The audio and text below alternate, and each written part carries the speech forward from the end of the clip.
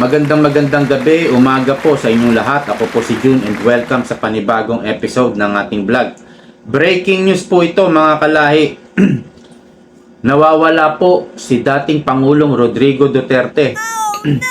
Hindi po alam kung nasaan si Tatay Digong. Ayon po kay E.S. Medaldia, galing po siya sa loob ng kulungan. Itinanong niya doon sa mga official doon, officer doon, wala daw doon si Tatay Digong. Wala sa kulungan. At doon daw po sa listahan ng mga nakakulong, wala daw pong Rodrigo Duterte. Doon po sa listahan ng mga nakakulong. Na-interview po si Medaldia at ang sabi niya, hindi nila alam kung nasaan si Tatay Digong ngayon. Ito po, papanood ko po sa inyo ang interview po kay dating E.S. Medaldia. Ito po. So, Sec? Wait lang Wait. Ito na. Ito ginagawa nila. So, Sec, what's the next step? What are the plans? We are going back to the ICC and ask them where he is right now. Because the family member is waiting here to see him. Yes. How is the Vice President? Well, she's waiting. Okay. And I would assume the president would want to see one of the members of this family this So, point Sec, in time. the Vice President wants to see him. Is there a schedule for her visit now? That's what we are arranging, but we are at a loss where he is right now. Okay. So, how about you, sir? Alis muna pa ba kayo? Alis ako dito. Hindi, pinapalabas nga kami. Oh. Oh my God. Anong gusto nila gawin? Standby ako dito, yung lamig-lamig. Ano po yung response nila sa inyo nung nag-request po kayo for a visit? Wala. Ayan. Wala daw, request for a visit dito.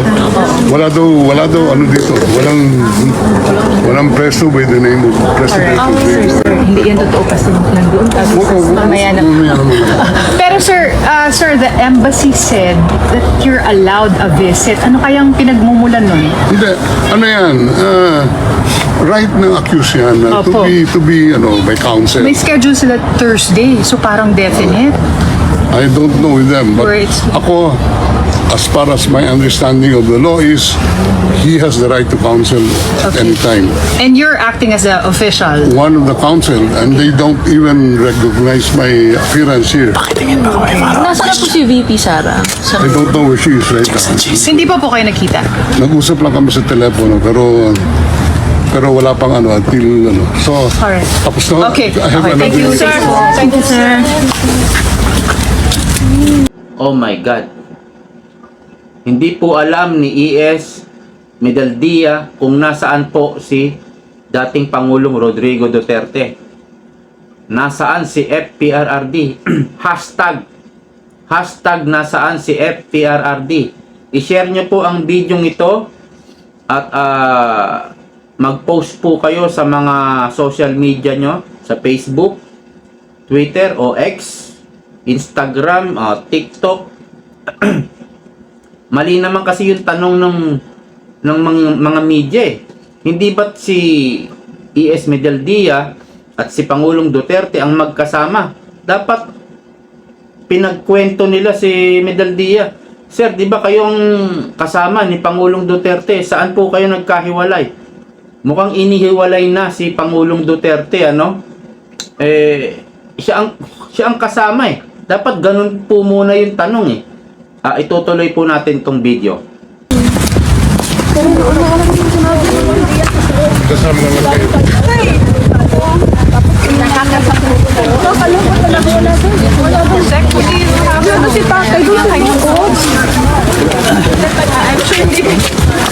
Nanghiram lang ako.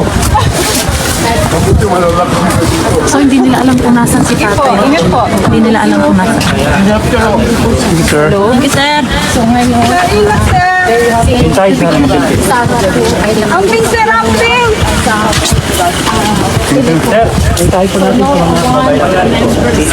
Lakasan nyo lang ang loob nyo. Pagdasal nyo siya. Si Mayor. Thank you, sir. Ingat, sir. Yan, mga kaibigan.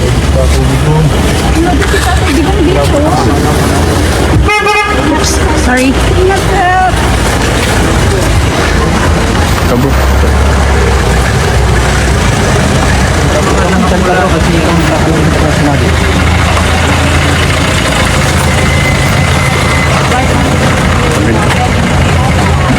nila alam kung saan si Tatay Digong right now. So yun ang update mga kababayan.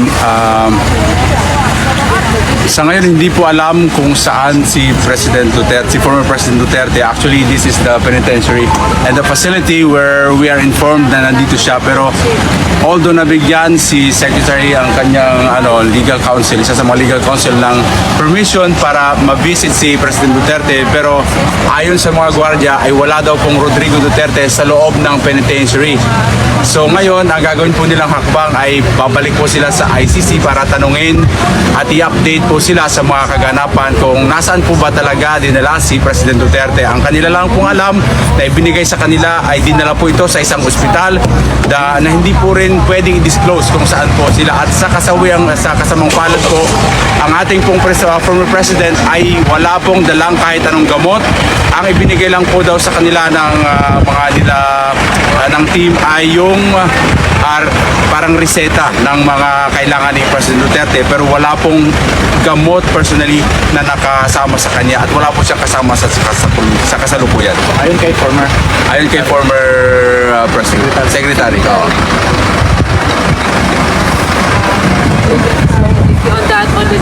So yun po mga kaibigan, ang ganap po ngayon ito sa lugar na ito kung saan dito po dapat dadalhin si former President Tatay Digong. Ngunit sa kasamang palad o nalulungkot natin sapagkat hindi natin alam kung saan dinala. PDP laban po kami, solid. What is that, ma'am? We was there, tapos nung pumunta po kami doon, sino yung bibisitahan daw namin? Sabi ko, Wait lang po. Sige. Okay, teka muna. Sabi po nung isang taga SMNI, nabanggit niya na dinala daw sa ospital si Tatay Digong. Hindi pa yun confirm, pero parang ayaw sabihin ng taga ICC kung saan hospital. No? Bakit kaya ganon? At si Medaldia bumalik po sa ICC kasi malapit lang po yung headquarters ng ICC doon po sa kulungan, yung The Hague na sinasabi. Hague. Malapit lang po doon, parang 5 minutes lang kung lakarin So bumalik ulit sa ICC at aalamin kung nasaan. Pero galing na siya sa ICC, sinabi nandoon na raw sa kulungan. At naibalita nga di ba? May 2 convoy gabi, di ba? 2 convoy at pumasok na ron sa kulungan. Andun yung mga supporters ni Tatay Digong. Napanood nyo naman siguro yung video na yan. Ang dami naghintay na supporters at nung dumating yung 2 convoy na SUV, ang alam natin, yun ang sakay doon si Tatay Digong. At ibinalita na rin po yan ng mga media rito sa Pilipinas na lulan nga si Tatay Digong nung 2 convoy na yon. So, ang alam natin, nandoon na sa kulungan. Pero wala doon. At ang matindi nun, wala daw sa listahan si Tatay Digong. So, hashtag, nasaan si FPRRD? Tapusin natin tong video. galing kami doon sa Explain lang po siguro, ma'am, yung papel na hawak ninyo. Dito ka lang harap kay Sir Antonio. main office. Yes.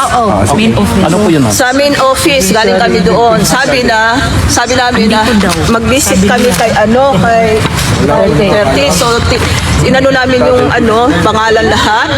Tinignan nila sa computer, nandito na daw. So, naglakad kami from there, going here. Nagpo kami ng 5 minutes, 3 minutes ha? 5 minutes.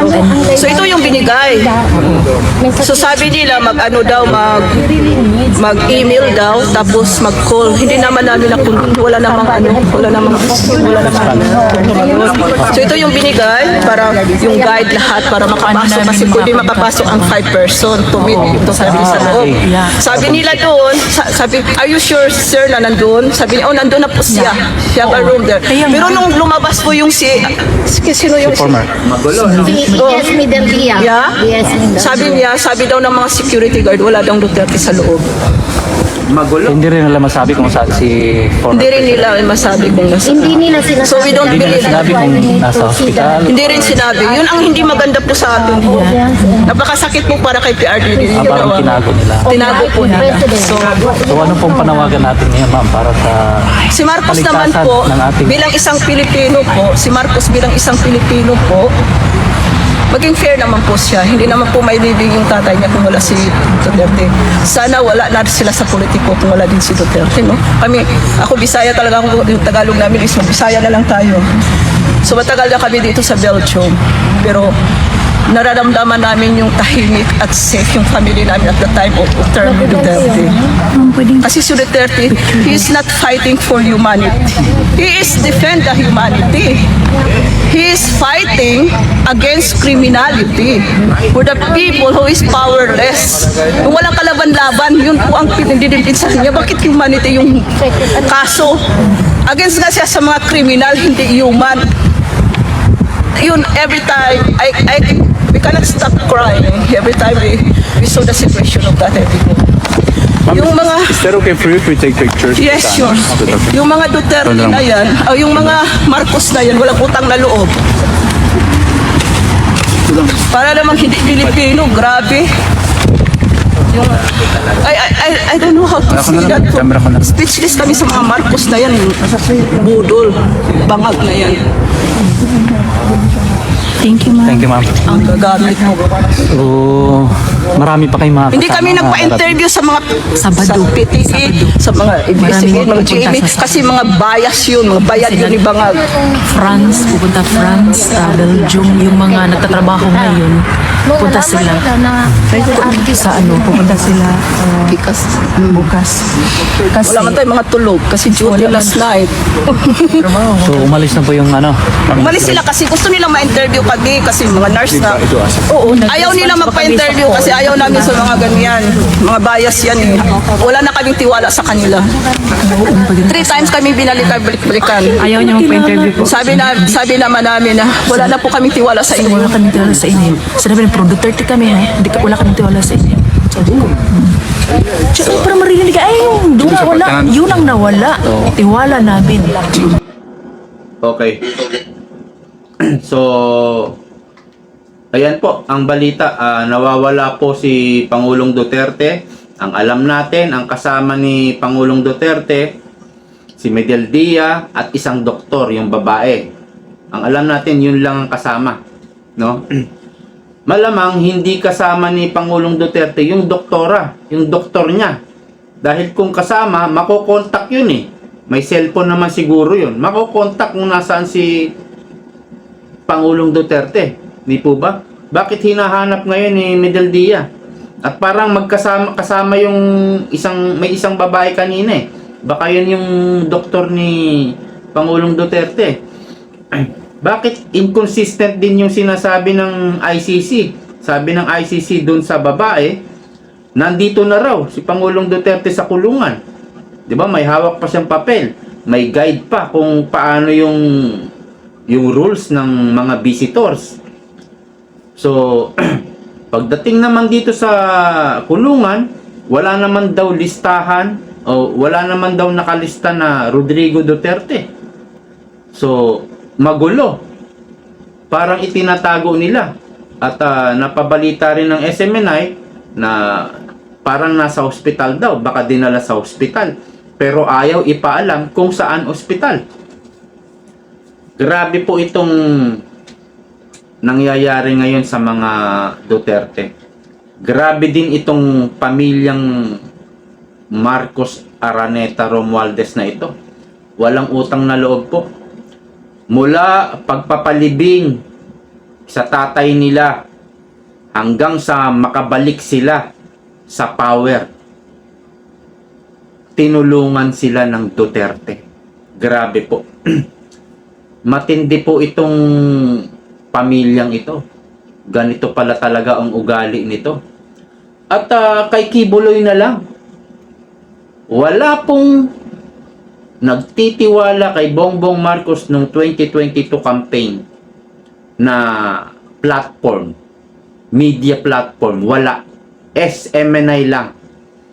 Doon lang siya nag-platform. Yun lang ang ginamit niyang platform, SMNI. Tapos, pinatanggal niya yung prangkisa ng SMNI. At pinakulong si Kibuloy. Ang tindi, di ba? Napakatindi. Gaya po ng sinabi ko nung previous vlog ko, simple lang po yung issue eh. Ang issue po dito sa ICC, kaso ng dating Pangulong Duterte, si Pangulong Duterte, kinalaban ang mga kriminal, addictus, drogista, drug lord. Kinalaban niya po yung mga kriminal. Ito namang dilawan at komunista, pinagtatanggol naman nila yung mga kriminal. Hindi po ba?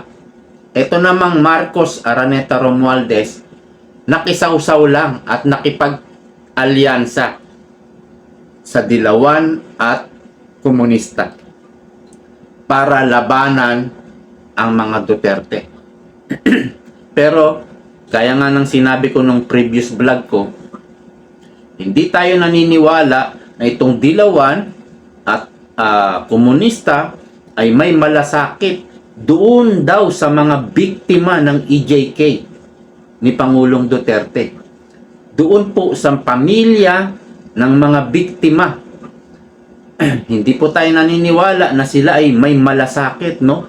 Yun talaga yung layunin nila, na tulungan daw yung mga biktima. Ginagamit lang ng dilawan at komunista yung isyong yan para ipangtira, ipanglaban sa mga Duterte. Hindi po ba? Ganun lang kasimple yung issue. Si Pangulong Duterte, lumaban, nilabanan ang mga kriminal. Ito namang dilawan at komunista, ipinagtatanggol naman yung mga kriminal. Hindi ko alam kung ganito rin yung ICC, pero alam natin yung human rights dito sa Pilipinas at sa ibang bansa, mga tagapagtanggol din ng mga kriminal, hindi po ba? Yan po ang totoo. Kaya dito nagdududa na ako na itong human rights nagagamit sa politika, no? Itong ICC kaya nagagamit din sa politika? Malamang. Bakit? Dahil ang China, napabalita, nag-warning ang China sa ICC na huwag niyong pupolitikahin ang kasong ito at nakatutok kami. Sabi ng China yan. Nasa YouTube yan. Panoorin nyo na lang yung replay. Yan po ang yan po ang question. Kung ito bang ICC ay nagagamit sa politika? Ako po, kung ako tatanungin, may chance, may possibility na itong ICC nagagamit talaga. Kaya ang hirap po, mabigat pong laban ito para sa mga Duterte, lalo na kay Tatay Digong at BP Sara. Mabigat pong laban nilang ito. Ngayon, itong balita ng GMA, talagang obvious na obvious, kaya galit na galit yung dalawang babae kanina eh. Obvious na obvious yung pagkabayas talaga nila.